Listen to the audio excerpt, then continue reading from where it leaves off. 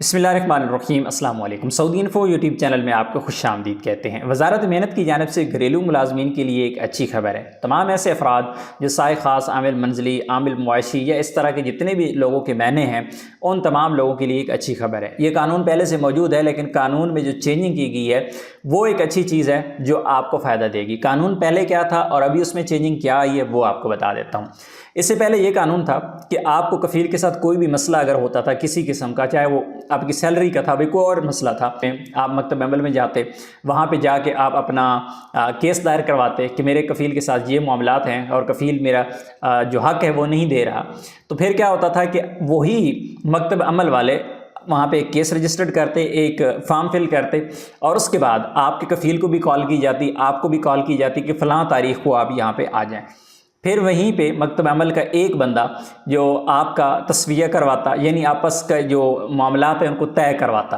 कि भाई आपकी सैलरी इतनी बाकी है, कफ़ील कह रहा है कि मैं अभी दे नहीं सकता, मेरे पास पैसे नहीं हैं, तो कफ़ील आपको हर महीने 1.5 सैलरी दिया करेगा, या इस तरह का जो भी मामलात होता था वो एक दरमियानी रास्ता निकाल के तो वो मसला हल करवा देते थे। उसमें सबसे बड़ा नुकसान क्या था? उसमें नुकसान ये था, स्पेशली मैं बड़े शहरों को छोड़ के अगर छोटे शहरों की बात करूं, तो छोटे शहरों में क्या होता है कि एक सऊदी शहरी है तो वो कहीं ना कहीं से अपना केस जब उसका जाता था वहाँ पे, तो वो कहीं ना कहीं से कोई लिंक निकाल लेता था, वहाँ पे अप्रोच कर लेता था बंदे को कि मेरा केस आया हुआ है, मेरे खिलाफ आया हुआ है, मेरा ख्याल रखना। जिस तरह आपको पता है जान पहचान में होता है, तो वहाँ पे एक नुकसान होता था, एक ये कि कोई ना कोई बंदा सऊदी जो है वो मकतब अमल के बंदे को अप्रोच कर लेता और वो आपके ख़िलाफ़ फ़ैसला दे देता।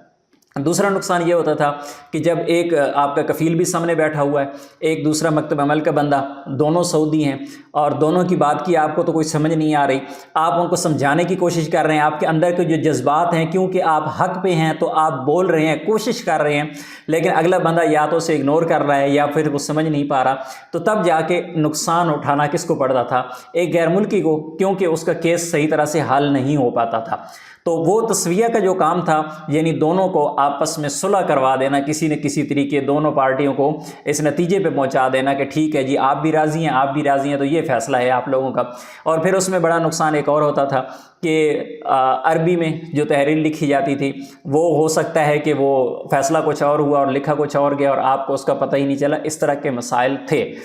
अभी वो मसला जो है वो हल हो गया। अभी जो चेंजिंग की गई है वो ये की गई है कि आपका जो केस है जब दायर हो जाएगा तो उसके बाद जो तस्वीया है आपका, जो आपका आपस में लेन देन का मामला है, जो सुलह सफाई का मामला है, या जो दरमियान में फ़रीक आ गया, मकतब अमल आ गया है,